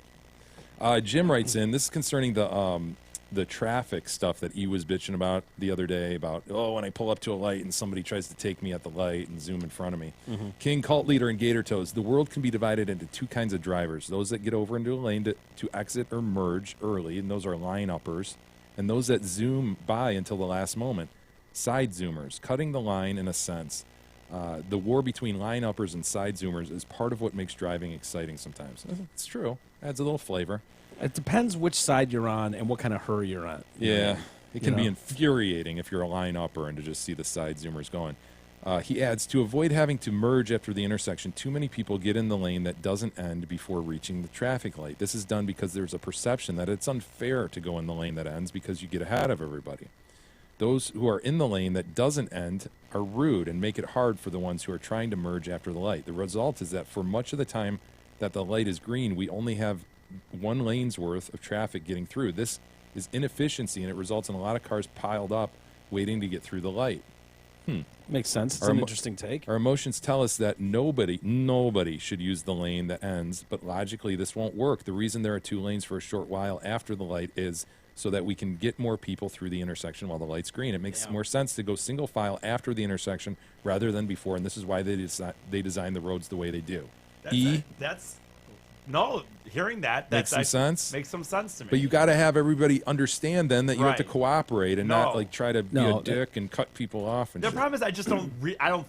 I think you're right. His explanation there, hearing that, makes a lot of sense, and actually I agree with it after hearing it. The problem is I think the people that are doing it they're not doing it because of that. They're doing cocksuckers. Right. Well, whoever invented it that way or designed it that way, we need to redo it because it's not working. Or it needs to be explained.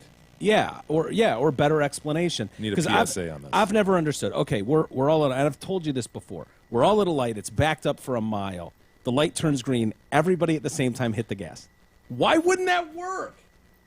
I know it takes one fucking asshole not paying attention. That's it. These days, that's not going to happen. Shut up. If everybody just hit the gas, just floor it. Everybody floor it. And then, like, as I floor it and start going, the guy in front of me floors it and starts going, and then we'd all start going together. We'd get so many more cars It's a lot of trust through. you're putting into mankind. That's okay. A lot of trust. Not with smartphones now. If we did like a PSA, a general PSA to the community. Everybody floor it. Everybody floor. Okay, it's green. half Floor it. Floor it. There needs to be a pithy. It's green. Floor it. Yeah. Floor it on green. Yeah.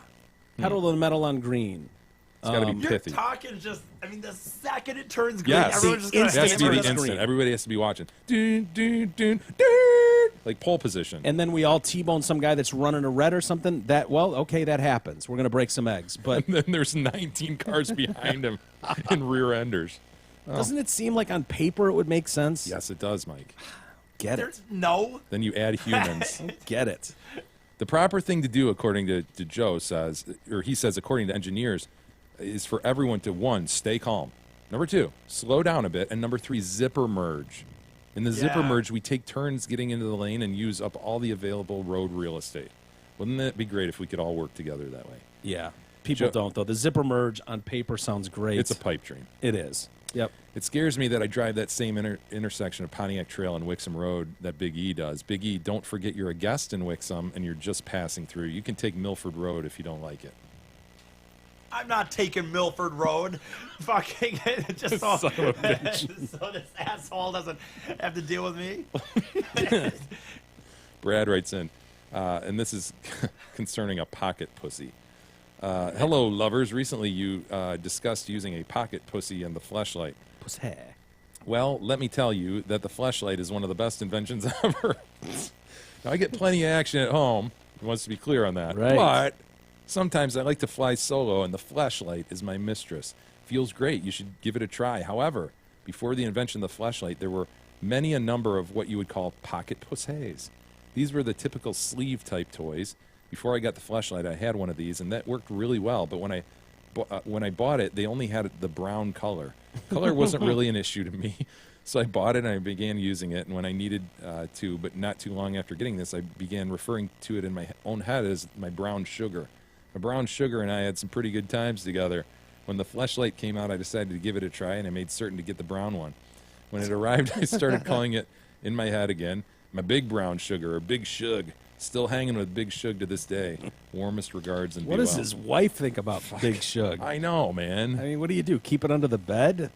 Yeah, are you hiding it from your wife, or you're just like openly like, yeah, that's just what I whack off in? Yeah. Big Shug. Guys are terrible. Don't judge. Don't shame. There's nothing wrong with that. I don't have a problem with that. No. We don't want to shame anybody. We don't want to put anybody on the spot. If it looks funny, we go over and say, Look, I don't have a problem with it either. I honestly, I'm just saying, though, as guys, like, it is like he's like, I still get plenty at home. Are you going to bang that thing, by the way? We got sent one, right, by Joe? Yeah. You going to bang it? He hasn't given it to me yet. It's upstairs in a box. I'll check it out. Craig writes in, this is a very defensive message concerning T-shirt sizing. This refers to you referencing the Dirtface shirt that Craig sent to you a while ago, and you were, it's a 2XL and all this stuff. Rest assured that the sizing of the Dirtface T-shirt is different from the myriad number of Gildan T-shirts in your closet. He wants to point that out to you. Included a shot from the website below indicating that, quote, our clothes are cut for a youthful shape, unquote.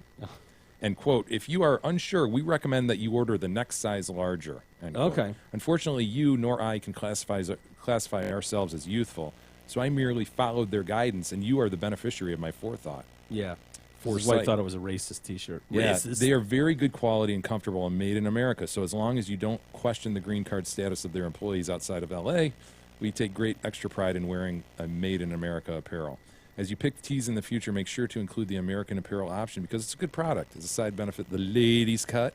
They're very fitted as well and typically feature areas that deserve to be featured.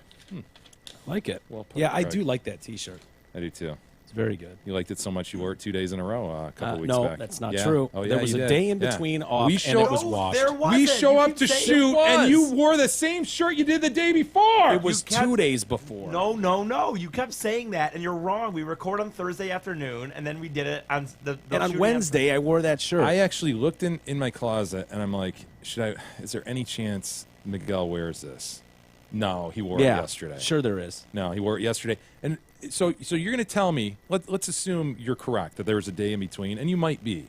You might be. I don't think there was. I am. Are you telling me you washed that? Yes, that's Bullshit. exactly what I'm in telling your you. shit washer that barely works? Yes. No. Yes. I haven't seen you wear the same thing in 2 months. You're just cycling through clothes and throwing them out, aren't you? No, I'm You've got one wear clothes. No. I'll eke out a load or a half a load of You're laundry. Amazoning in underwear, aren't you? No, I'm not. I swear to God, I'm throwing stuff in the washer. I'm getting like 3/4 of a load cycle, and then I throw it in the dryer before it bonks out on me. Amazon. You know, I mentioned Amazon, Mike. Yeah. I'd be remiss if I didn't mention our Amazon link, DetroitCast.com. Please use our link. Click on it. Shop as you normally do. It's back to school time. Buy your shit. If you listen to this show and you're not using our Amazon link, you are a dick. Yeah, it's a dick move. You're a big-time dick. It's You the should be doing definition of a that. dick move. It's the easiest way to donate to this show. We get a bit of a kickback from what you buy through our portal. Our portal only, though. So please use it. It's very easy to think like, oh, I'm a small fish. What do I matter? It's Shit the adds collective up. that matters. It is. Shit adds up. Henry writes in concerning cottaging. So the cottaging emails are still coming. Docking? Gross. It's not docking, Mike. It's much different than docking. docking is the insertion of one man's glands into the foreskin of another's. Whereas cottaging is just trolling for dudes in public places. Like a George All right. Michael type situation. Okay. This reminds Henry of a story concerning cottaging. It reminds him of a dude that he used to work with. I'm not sure if you remember the rest area that used to be at I-96 near Wixom. I remember. I think the Novi Expo Center actually stretches over that now. Totally know the one you're talking about. My manager and his brother were heading home from the, quote, cottage up north, and their truck started to overheat and needed water for the radiator. Not wanting to blow up his ride, he decided to stop at the rest stop. The two stopped and started to dig through the truck to find something that they could fill up with water. All they could find was an empty 2-liter bottle of Coke. The bottle, although being a bit on the small side, the guy decided that this would be a great vessel to snag some water from the drinking fountain to help cool off the overheating car, even though he would have to make a few trips. He found the drinking fountain. Unfortunately, it was out of order, so he headed to the men's room. Upon opening the door, he was greeted by 4 men in the bathroom, just hanging around.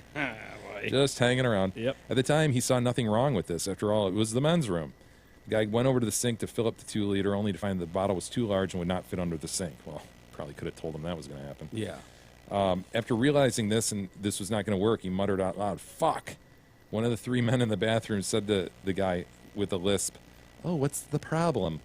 He replied back that his vehicle was overheated and needed water to fill up the radiator and could not fill up his bottle of water. The very well-mannered men said, "Oh, that's not a problem. There's a garden hose faucet outside that might work." My friend then said thanks, started to walk out the door. Just before he grabbed the handle of the door, the man who was a huge fan of musicals said, "Hey, let me show you where it is. It's kind of hard to find." Ooh. He then led his prey to the side of the rest stop, where he proceeded to pull some shrubs back and told him, "Oh, it's right back there." My friend, a bit excited, just dove right in the shrubs and discovered that the water valve. He discovered it worked, and it was unfortunately a nice, cozy little hideaway, and proceeded to fill up the 2-liter bottle. About halfway after filling up the bottle, my friend had a revelation. How in the fuck does this guy know about this water valve that is buried behind all of these bushes? He looks around and he finds a few used condoms tossed in the shrubs. He at that point realized he was standing in this dude's pleasure tree fort. He turned around to see this gay dude about 6 inches from his ass. My friend said to the guy, "Well, it looks like I've got enough water," and plowed a new pathway through the shrubs to avoid making eye contact with this guy. He briskly walked back to the truck, dumped the liter of water in the radiator, and put the cap on, told his brother to get the hell out of there. His brother said, "That's not enough water." He said, "Fuck the truck, let's get out of here." As they drove off, the fancy man came out of the bushes and said, "Hey, you asshole, you left the water on." My friend claims he never went back to that cottaging pickle park or any other pickle park ever again. Wow. That's a close call. You think the guy could have just been trying to help him? Maybe. No. You've been to these places. You know what? I was actually doing some other stuff while I wasn't even listening to any of that. But what I was doing, unfortunately, as much as I hate to admit it, I was looking through the YouTube videos of the days leading up to the shooting. I think Mike's right. He was not wearing a shirt on Thursday. It was one day, wasn't it? It was one day off. Yeah. And there was a load of laundry done. There was no way a load of laundry was done. Well, listen, the accusation was, and your whole problem was, you wore that shirt yesterday, And I stood back taking a barrage of bullets and just going, dude, no, I didn't. No, I didn't. I didn't wear that shirt yesterday. Doesn't matter if it was yesterday or the day before that. Don't change it now. Bullshit. The fact is, I should be able to look in my closet and go, yeah, I can safely wear that shirt because I know Mike wore it yesterday or the day before, and I know there's no way a guy like him is going to pull out the same shirt. Changing your tune. You see, by the way, Mike, it's funny how when it's against you, you don't like it, but I think the changing of the tune happens sometimes more often than you realize. I calls it as I sees it. And when I feel like he's doing that, I call it out. If he's doing it to you and I miss it, I can't be all right, so I guess I can't wear that shirt anymore. Well, you can wear it. Yeah. You might just bump into me wearing it somewhere. I mean, we could call and color coordinate each day. We look like such total tools. Do you know what homos we look like? By the way, especially no offense, but it's not like you just showed up maybe at an event, where we're both wearing the same riff shirt or something. You're out there shooting guns and you're wearing with some real He-Man, dude. And, yeah. Well, you should know for future reference. Do you only wear it on Wednesday? If fat guys go out in public, they tend to wear darker clothes. It's like fat chicks on TV. Yeah, but that's not a dark shirt. It's a light gray. It's a medium dark gray. That's a it's a gunmetal gray. I don't know if I've ever seen you wear a white shirt. Not in a while. Not in 30 pounds. Really? You tend to wear dark? That's intentional, huh? Well, if I'm going out somewhere, Mike? Yeah, you've made me self-conscious. What have I done? Well, you know what you've done. God, what have you done? What have I done? This fat shaming? I don't fat shame. Oh my God! Just because I reach over and grab a boob every now and then. You fat shame worse than anyone I've ever met. Oh my God! Your 6-year-old is fat shaming people now. Runs in the family. She does have that in her school record, doesn't she? Gee, I wonder where she's getting that from. It's not Gab. It's from her It's papa. not Gab. I think it's It is not Gab. No, I can promise you it's not Gab. It's someone else in the household. And I'm not saying it's Russell. Here's the problem. Manny. We have one of our cats is particularly fat. Yeah, it happens. Moose is fat, and so I'm in the habit of every time I go by, I go, look at that fat belly on that kitty. Yeah. And I'll grab it and I'll just boop, boop, boop, and turn her over and just start squeezing her belly. Look at how chubby you are. I wonder why certain cats just because are they indoor cats, right? Indoor cats. So Tank is just svelte and athletic. Yeah, you like Tank better, don't you? I definitely like Tank better. See, you're a fat shamer. It's not because she's thinner. Yeah, of course it is. Of course you like the thin one better. Is it like that story we did the other day where attractive teachers get better attention from their students? Oh. Very similar. Very similar. Okay. I'll lay off the titties from now on. Thank I just you. thought it's such a replica I got it. of a D. I got it. Like, yeah, thanks. yeah, Thanks. it's kind of hot. Thanks. Anyway, we'll save the rest for tomorrow, Mike. No, we won't be here tomorrow. Oh, yeah, we've got a long weekend. Yes. What do we hit? Memorial Day, Labor Day? What do we hit? What is it? Labor. One of the days. Labor. It's labor. Yeah. So it's Labor Day weekend, everybody. Have yourselves a good long weekend. A safe weekend. Yeah, if you're going cottaging or docking or anything else, have fun. Docking is the insertion of one man's glands into the foreskin of another's. Thank you, Jerry. You guys have a good weekend, too, and we'll do it again next week. We'll see you guys then. You've been listening to the Detroit Cast with your hosts, Mike and Jay. From all of us at Radio for One Studios, thank you for listening. And as always, thank you, Detroit.